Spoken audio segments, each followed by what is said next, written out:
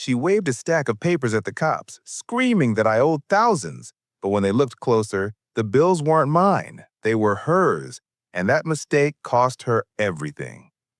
I bought my house in a quiet little neighborhood because it wasn't under any HOA. That was the selling point for me. Peace, privacy, and no self-appointed neighborhood dictator telling me what flowers I could plant. But the subdivision next door, they had one of the worst HOAs in the county, and running it all was none other than HOA Karen, the kind of woman who strutted around with a clipboard like she was queen of the block.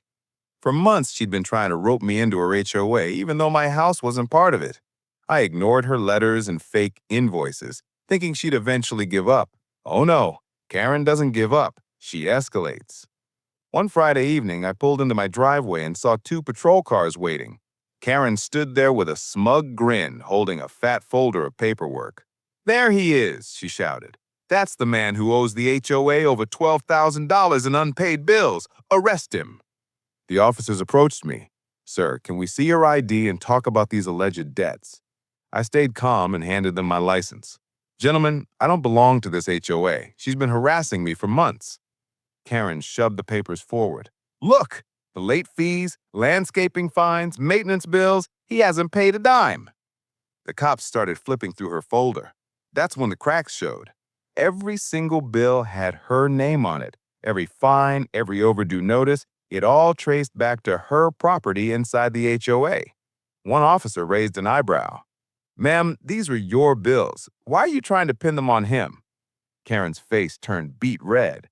"No, he was supposed to take responsibility. He uses our roads, our lake. He should pay." The officers didn't buy it. They asked me to step aside while they questioned her. I heard phrases like filing a false report and attempted fraud. Within minutes, Karen's smug grin had vanished. The officers handed me back my license and apologized. Meanwhile, Karen was put in cuffs right there in front of her HOA board members who had gathered to watch. Turns out, not only had she been dodging her own HOA dues, but she'd been trying to cover it up by blaming me. Her little power trip ended that night with a police cruiser ride, not for me, but for her.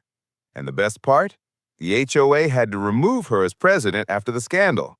All because Karen thought she could stick me with her bills. I am Liam, and trust me, the next HOA story is even worse. Subscribe now.